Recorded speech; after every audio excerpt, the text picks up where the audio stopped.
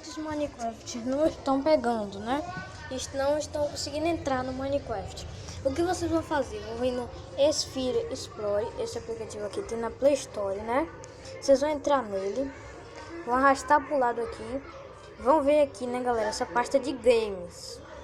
Vocês vão apertar e segurar e vão apertar aqui embaixo, ó, galera, em apagar.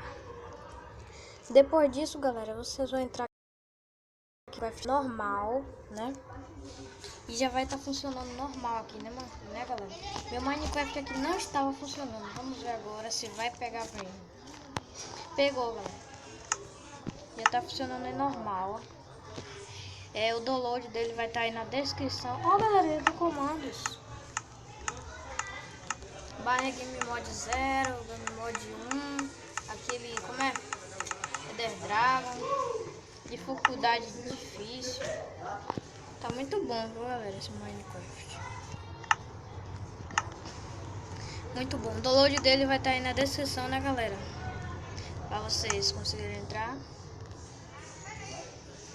Perfil. Legal, galera. Bom, galera, eu só vou mostrar aqui pra vocês uma coisa que lançou não. Pera aí, galera. Que tá aqui no Minecraft, né? Uma coisa que... Ah, galera, sei lá, eu quero mostrar.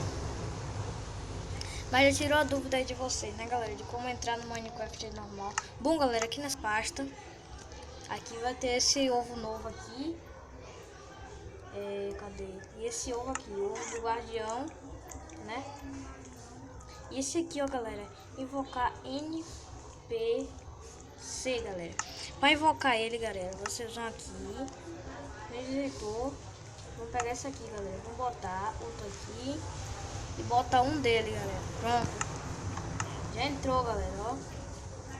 Pra quem não sabe, ó, galera, tem como conversar com ele, galera. Muito massa, né, galera?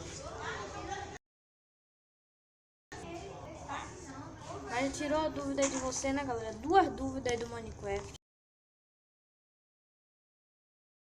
Se gostou. Se gostou bastante, favorito. E